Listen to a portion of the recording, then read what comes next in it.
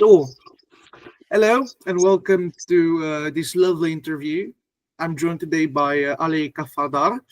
Um, could you present yourself, Ali, and tell me a bit about Yes, of your course. Well, experience? okay, of course. My name is Ali Kafadash, as Ante just mentioned. I'm a creative business student at Brady University of Applied Sciences. Been studying it for 4 years. I'm in my fourth and final year.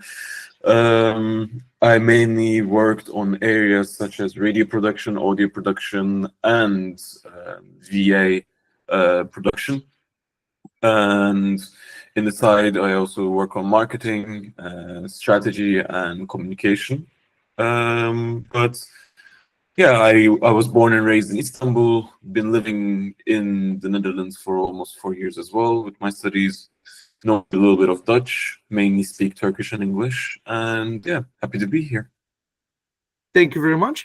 And part of your whole of your all undertakings. Interviews must be a big part for you, right? Because you're so very embedded with communications, with marketing, with VA and audio productions and everything else. So you must have had the chance to speak with a lot of people in this format, I guess. Yeah, no, that's true. During my studies, it was a crucial highlight on gathering information and data. I had to delve myself into many aspects and many other ways and methods of gathering data and insights within the sector that I was dwelling into. And of course, expert interviews and in-depth interviews and any method that resembled any sort of interviewing format was a big highlight in my study, and also is a big highlight in the sector itself as well, in order to get efficient and clear data collection. And this is exactly why I've chosen to ask you to invite you onto this wonderful interview, to interview you about interviews. How funny, right? Oh, great. How better? Yeah. So let's start then, I guess. And I'm gonna shoot big first. So to begin with, can you tell me how you would define a great interview? What makes an interview outstanding to you personally? Oh, that's a big yet also a really important question for the world of interviews, I guess. From my experience and within the 4 years of academy, I would say that interviews at least should provide as much as comfortable environment as possible. This environment can be obtained via tone, via communication method, via the environment in general as well, where the interview is being taken place, what is the way of how this interview is going to be stored, and also the relations between the interviewer and the interviewee as well. I think those people should at least be as much as comfortable as possible when they're talking to each other, get rid of any sort of mist or ice in the room. And of course, it should have a clear structure, I believe. Of course, some interview provide or interview formats prefer to have a bit more of a loose and open-ended type of interview selections. Sure, that could work, but also there's more in-depth interviews that go more deep into a subject or a topic itself. And then there's interviews that basically can also be, how to put it properly, but spitballed, maybe a bit more of a question that is basically captures somebody's attention midway, or at least gets that designed to at least get some sort of a reaction out of them in order to show the intensity of the topic, that kind of stuff. There's many ways of approaching it, but I believe, to give the short answer to you, the environment and the communication is the crucial aspect for any sort of interview.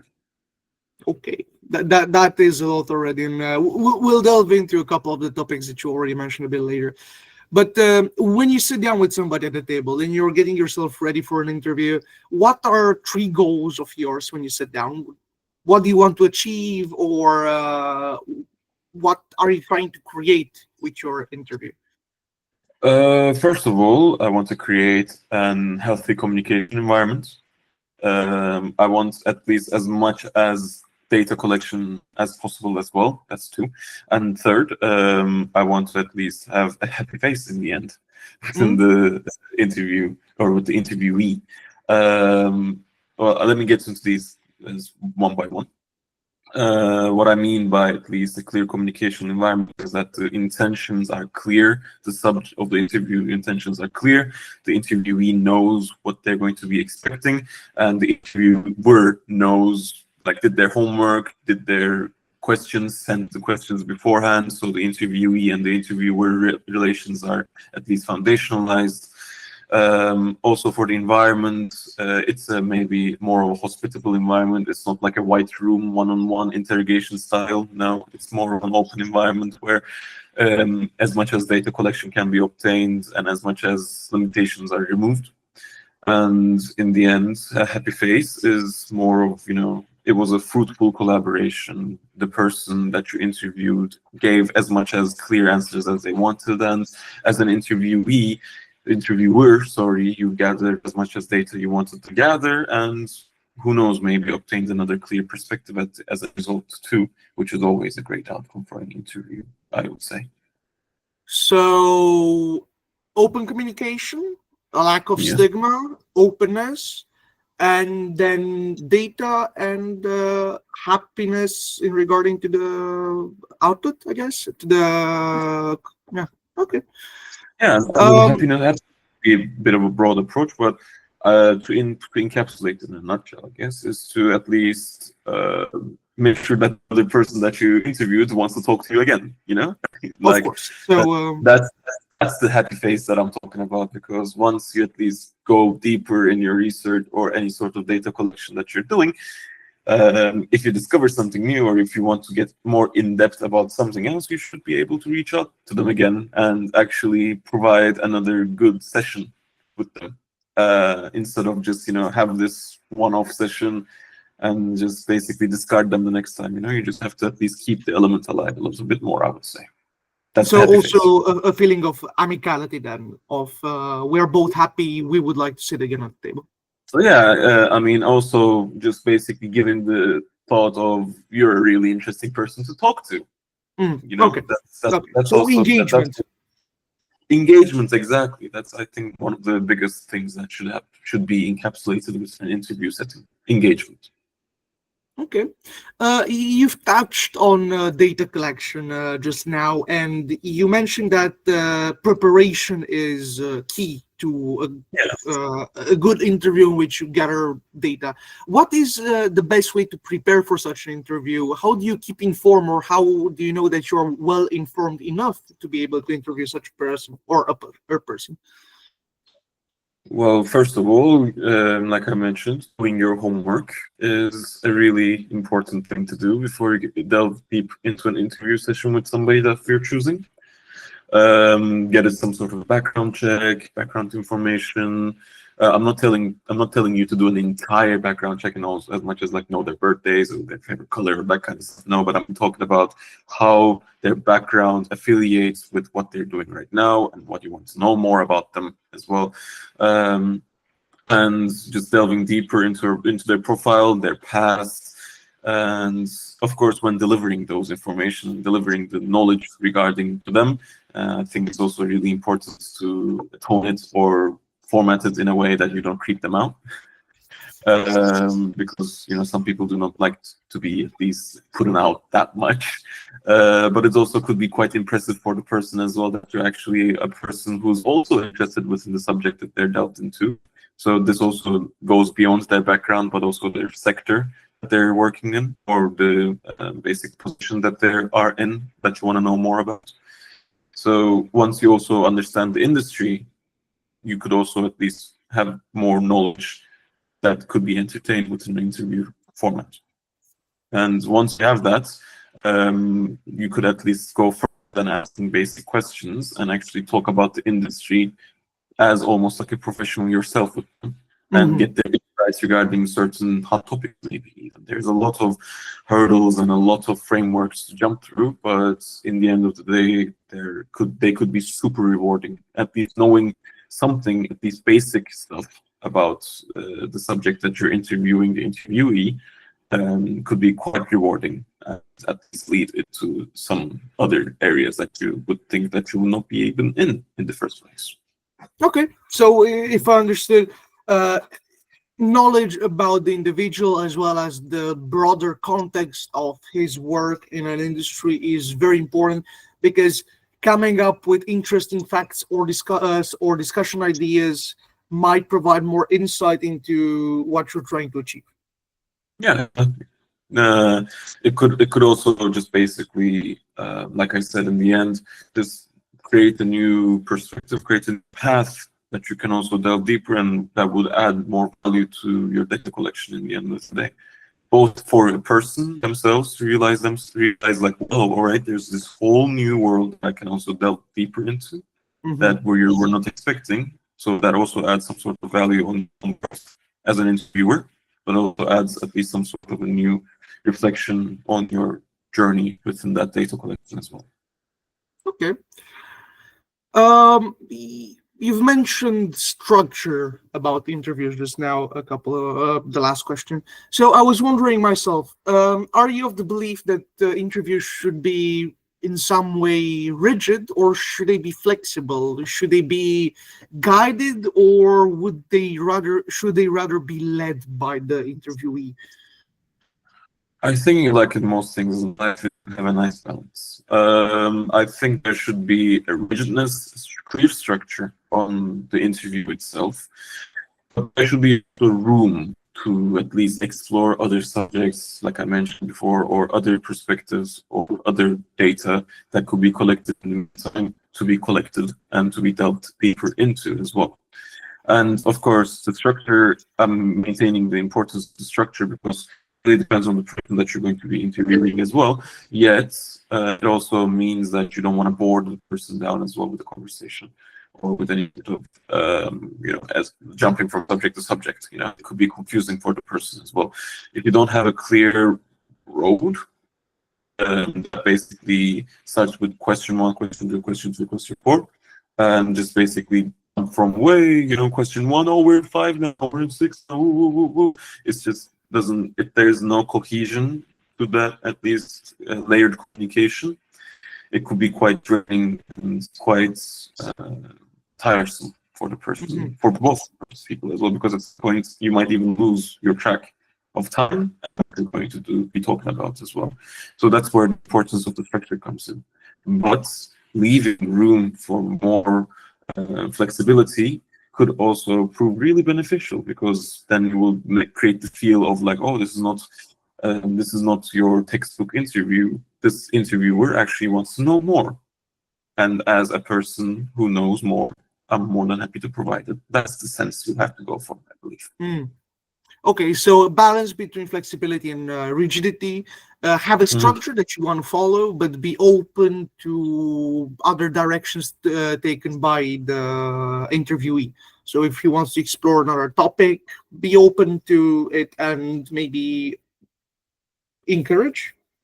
Encourage, yes, but here's the catch. I mean, as an interviewer, you're also not only conducting communication, but conducting the whole session itself. You are trying to get as much interaction, but as much as information from the person that's sitting across you. So you have to make sure that you get what you want in the end. What I'm talking in really broad terms, but what I mean is that there's a clear goal for the interview, right? And when there's a clear goal, you want to at least have that in your hands at the end of the interview. When you can, thank you for your time. And of course, but we always open for more information to be gathered as well.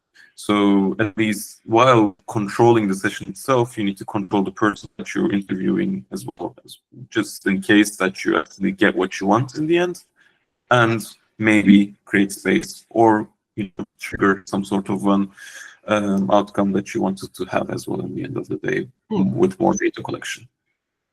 You're talking right now about results and being driven by results and also getting what you want out of the interview, not just having the chance to have it. How do you push a conversation into insight from just trivial talk? How do you really get to the gist of things? How do you push or influence the interviewee to give you those insights you're daringly searching for? Well, that question can be answered by, once I said, doing your homework. It really depends on the person that you're going to be interviewing. It could like for example, you want, like, let's say you're interviewing a magician, and you're just not going to ask immediately what's your trick. You know, a magician never tells their trick immediately.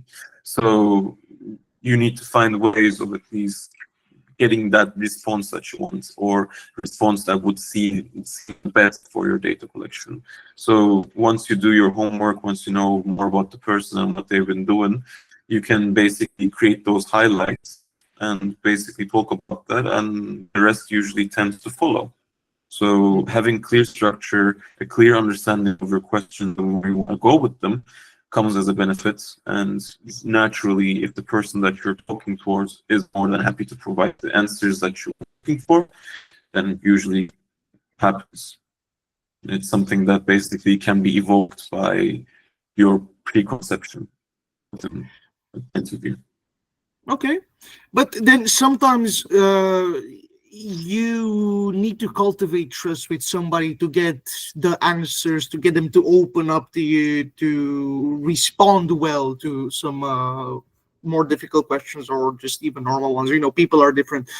So, how do you cultivate this sense of trust with the person that you just now met face to face, and your task is to interview them?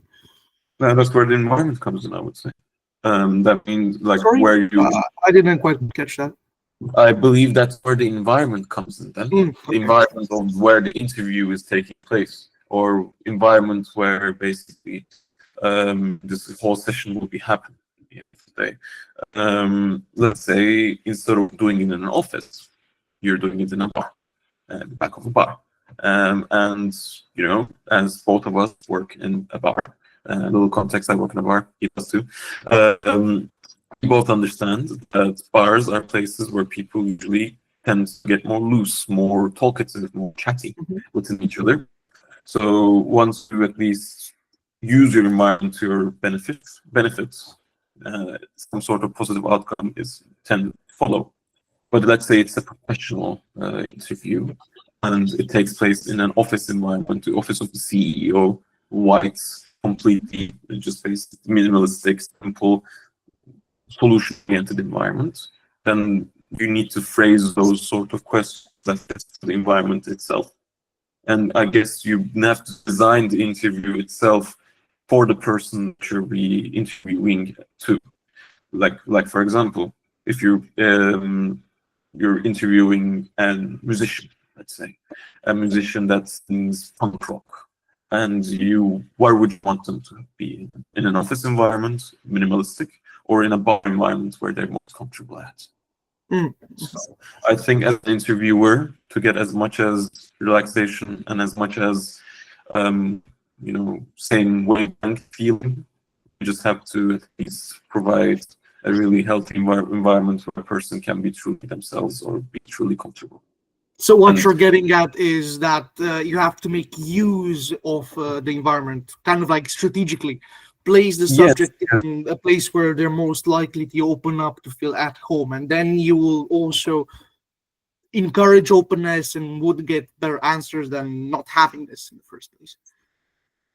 I mean, in my experience, that works the best, and that basically beats any sort of other interview that just taken place in a place that doesn't fit the interviewer as well.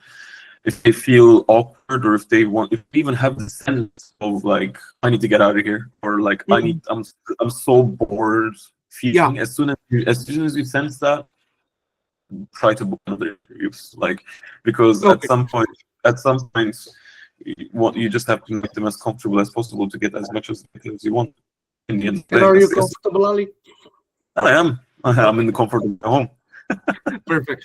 So then I'm on the right track with this then. Yeah. Okay. So then, but if you don't get necessarily the answers that you're seeking or searching for, when do you decide to push further into the answer and how do you do it without discouraging the subject? Well, sometimes you should hope for the fact that your question that you asked is clear enough anyways, or just basically directed to the person and crafted well beforehand, just in case that you want to get as much as data and the answer that you wanted in the result. But sometimes, of course, like you mentioned, you don't get the answer that you want. And sometimes there's a case where maybe they just roam around the subject, but then don't go deep enough. Then you can always just do a little vocal quip and just go like, I love what you just said, but I'm also really interested in that part. So what do you do as an interviewer? You conduct them to talk about a bit more of that subject. You know, Yeah. you just basically go like, I love what you just said there. Like maybe give them a praise, or just basically say that's right. But I would also love to talk about this a bit more. And plus, in the end of the day, you're an interviewer. Your job is to get as much as information and data in the subject itself as you can. So nobody could blame you for asking or to reiterate any of your questions and asking for more information. How do you know that you're on the verge of something important? Are there any cues, whether they be physical or verbal or behavioral, that just, it's like that tip you off that you're about to strike a goal, so to say, and that you need to push a little bit harder to get to that goal? Do you have any such tells in people that you've noticed? Sorry, can I get the question again? The So, network. how do you?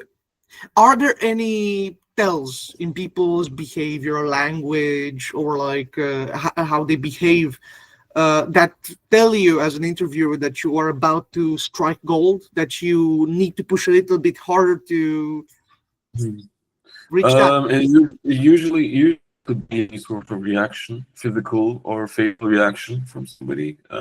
Could be a vocal reaction as well. Let's say I struck a good nerve and something that they're actually really into talking about. Ha! You know, that question, Yeah. ha!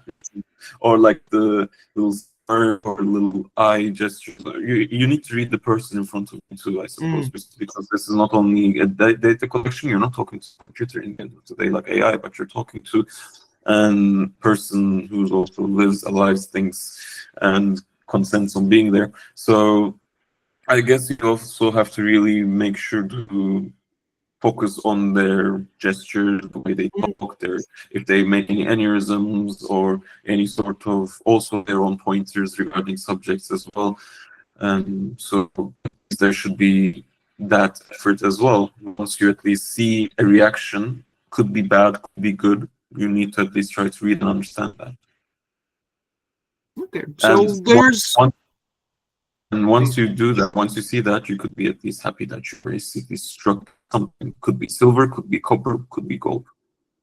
Okay, so there are reactions to people have reactions then to what you're saying, and you can read them basically to see if whether they're good or bad, and then decide if you want to delve deeper into certain topics. But what about more difficult topics? Because personally, whenever I've tried to interview people on more taboo topics or topics that don't necessarily, you don't want them necessarily to be public or such, uh, people don't open up and they don't want to, nobody's comfortable washing their dirty laundry in other people's face. If Fair you enough. want to explore such areas, what would you do as an interviewer? Well, most definitely, one of the things that have to be at least kept into account is consent. At least in any sort of like in ethical approaches for interview and data collection, consent and these heads up or any sort of for your info moments are the most valuable for your trustability and integrity as well. Giving at least some sort of a consent form, asking for basic this interview will be like you just said this interview as well. You told me that this interview will be transcribed and will be interviewed. The interview will be used in your data collection, and this interview will be recorded in any shapes or forms. I think providing that kind of transparency to somebody at least not guarantees it, but at least creates a sense of, okay, the person knows what they're doing and they're giving me a heads up, so I can feel a bit more safe as well. I think if you provide as much as information and as much as clarity and transparency to the person that you're going to be interviewing, you are already halfway there, or at least quarter there. Because um, with that transparency, you can at least know that the information that you're going to be providing to the person will be in good hands. Mm-hmm.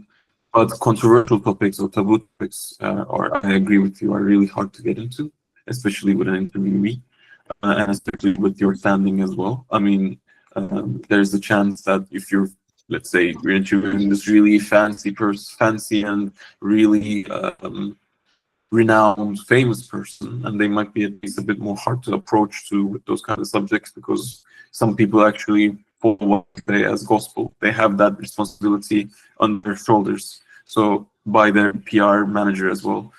So there's always at least this chance of talking before recording or starting the actual interview.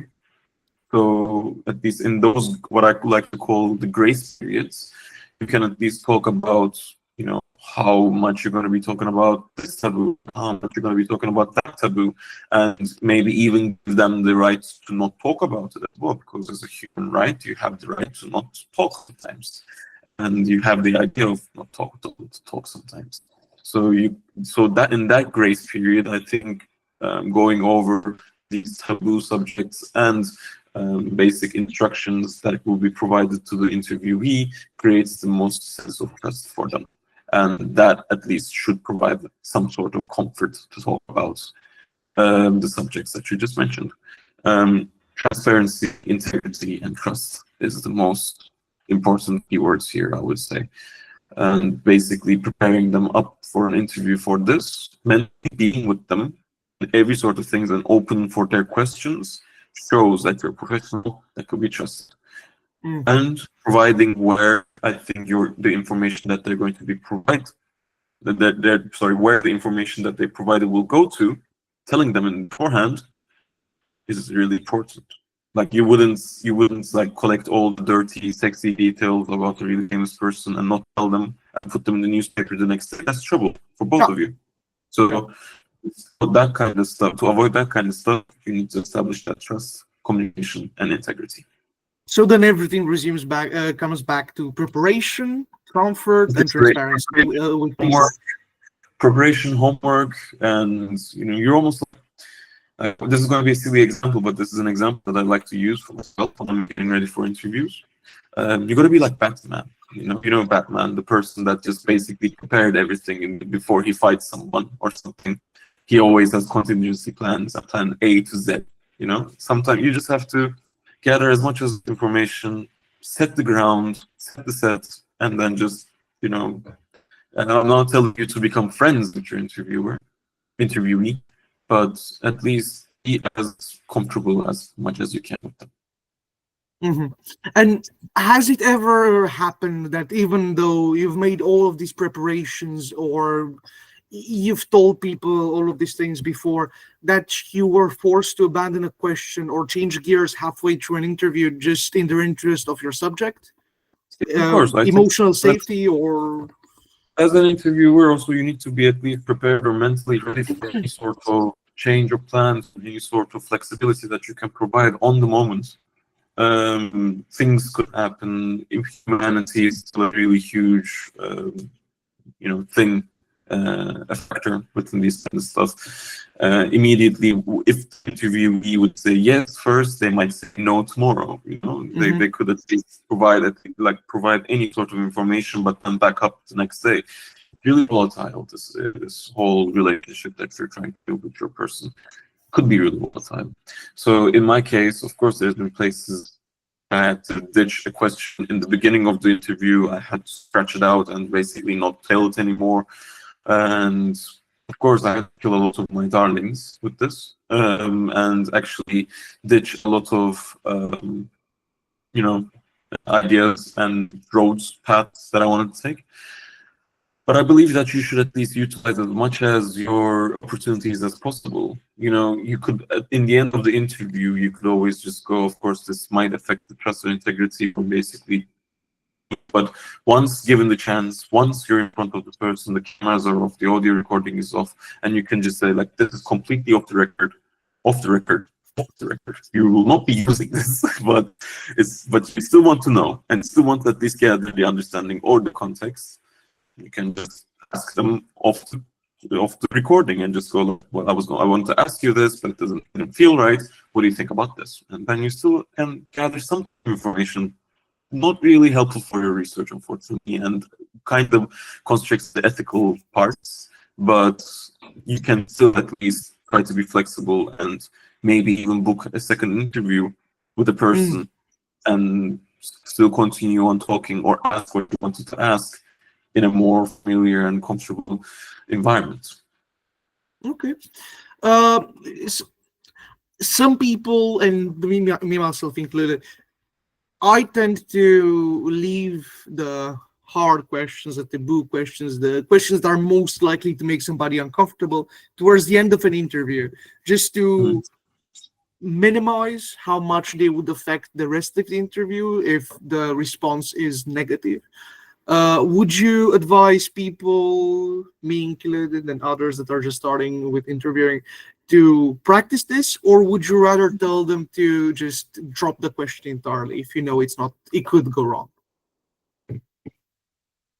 Well, practicing is always a good thing. It's part of your, well, quote me on that. Practicing is always a good thing, but practicing beforehand and doing your homework, like I mentioned, is something that has to be, at least you have to do. You have to practice. You have to be ready for the next day. But I would recommend you to not also to get on your head too much, because once you at least try to memorize stuff, and once you go like, okay, you're gonna do this and this and that and this, you're also putting stress in front of yourself. And the last thing that person that wants to see in front of you, like the person in front of you, the last thing they want to see is a stressful interviewer. I believe, because if the captain of the ship, if the conductor of the orchestra looks stressful, how can a person who's running the ship or running the orchestra be comfortable with them as well? It's just, or be not stressed as well. So I think keeping in those minds, practicing is always great and makes you ready for the next day, builds up the confidence. But try not to get on top of your head too much, I would say, because you don't want to make the person in front of you uncomfortable by being uncomfortable. That's just a loss of information and opportunity. You haven't really answered the question though. So, would you advise somebody to keep the hard questions till the end, or just to not ask them in the first place if they know it might not go well? I mean, it's an interesting way of approaching hard questions last, easy questions, or ongoing questions first. But also people do practice that too. But if you feel like ditching a question would be the right idea, and basically just saying like, yeah, I don't want to put my interviewee in this position, then of course it's a smart idea to either tone it down or just not to ask in the beginning in the first place. Leaving it last, using the whole comforted area, comfortable area to your, like, as the interview progresses, you tend to at least have a bit more of an understanding and mutual understanding and respect towards each other. At some point, you're more and more confident and comfortable talking to the person and you delve deeper into the subjects. So asking that big question in the end could provide at least some sort of benefit to it as well, because you don't want to start off the bat with a huge question, because I believe that could influence the flow of the interview. But at least saving the best for the last could be a good idea and could serve beneficial. But like I was saying, I think you need to be as flexible and as not improvised, but as flexible and as maneuverable as possible with questions and formatting the phrases. And then, to me, like asking these difficult questions toward the end after you build like rapport with somebody and you gain their trust and such, to me it is very much like setting a trap for this person, like easing them through the whole interview, and then towards the end just to not sabotage your own work, you're springing these questions onto them. How do you make sure somebody doesn't feel used after an interview? Because many times they agree because they help you, but I don't know exactly. I mean, I don't think they get much in return from us, the people that interview them. aside from coverage if they want it or attention in such cases. But how do you make somebody not feel used after? By being as transparent with them as possible, I think.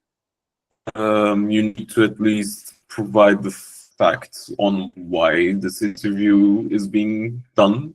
What is the goal? What is the product that's going to be used for this? Like, what's interviews? Like, which product? What will be the end outcome of this whole data collection? Just sharing that with the person could also prove beneficial. Why? Because you share on what they're partaking in. So you kind of also, including them as well within the process. In my past experience, for example, let me give you a bit of a context. I did an internship at Next Nature Network at Eindhoven. Beautiful company. And they were planning on making an exposition regarding digital wellness and lack of telephone usage, basically, or social media. So we had to go around the Netherlands to interview experts within that field and get their views, And me and the editorial person that we also worked with this, we always made sure that we would give them the clear context possible. Why are we doing this interview? What will be your questions and data that you provided will be used for? And in the end of the day, we would invite them to an event that's going to be happening with their information provided. We would always make sure that they're clear and they're involved within most of the processes. I think that's the best way of getting rid of the used part. And I get where you're coming from. Like as soon as you finish the interview, you shouldn't ghost the person. I think you should keep them updated. You should let them know what's going on. And if there's an event or any sort of grand opening that was done with research, you should invite them. You should at least keep in contact because you're not on an interviewee, but you're also expanding your network with them. That's a smart thing to do, I would say. So just keep in the loop is a good answer here. So inclusion and transparency, that would be the main factors in making somebody not feel used after an interview, I guess. Yeah, and I mean, I don't know if they would feel used because I would like in the end of the day, you're also coming to them to get their insight. I think that puts some on pedestal at some point as well. Yeah, But, to a certain extent, yes, but some people might feel different. But some people to people flexibility. That's the essence of interview. So I think you just have to keep them in the loop and give them a good conclusion. Yes. Okay, thank you very much. And then I have two last questions for you. Sometimes you have to interview people that you don't want to interview, or you have to do things that you have to do because that is life and not everything is according to our whims. How do you stay neutral face to face with somebody, and how do you not let yourself either get swayed during an interview? Because of course some people, you might set out being neutral, but then you hear things and about certain situations or certain other people. And I believe that a good interview is also objective. How do you not, what is the correct words for the situation? How do you not compromise your outlook on the situation? Good question. I think to at least establish as much transparency and clarity, I do at least believe that objectivity is a crucial part of interviews. But also, as an interviewer, neutrality and the want of at least obtaining information should be your first priority, and the rest comes second, third, fourth. Yet, like it would also really depend on the person interviewing once more. If they're like an extremist in a subject, or at least some sort of a person who you don't really align with politically, I think keeping as much as of a neutral face and neutral understanding is crucial. I mean, you can talk about the dislike towards the person sometime later, but I think your goal as an interviewer is to understand the person and understand where they're coming from, as much as you can, and in the end of the day, show it to the masses where they're coming from and what they're thinking of. And if you're just trying to not, if you don't like the person, if you, let's say you're interviewing somebody who's politically against you, I think it should still, the environment still should be entertained as a place of knowledge, a place of transparency, and a place of, wanting to understand more from the person, rather than just putting them in a label and discarding them. Okay, thank you very much. That's where the integrity and trust comes in. You can sit on the floor when you're leaving the studio. You still have you're still your own person, and you still need to have your own values. And that does also give you the right to at least maybe do a dramatic exit from the interview as well. Like, I don't want to talk to you anymore. Okay. Sure. But that just comes from person to person, situation to situation, I believe, and also depends on both of the people, interviews and interviewee.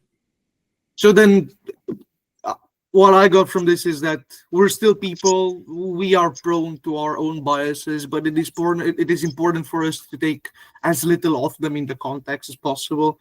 And if topics that will anger you or the interviewee come up, rather avoid them than just plowing through them for the sake of asking the questions. Yeah, but I also believe that there should be, like I said, in many things in life, it be a balance.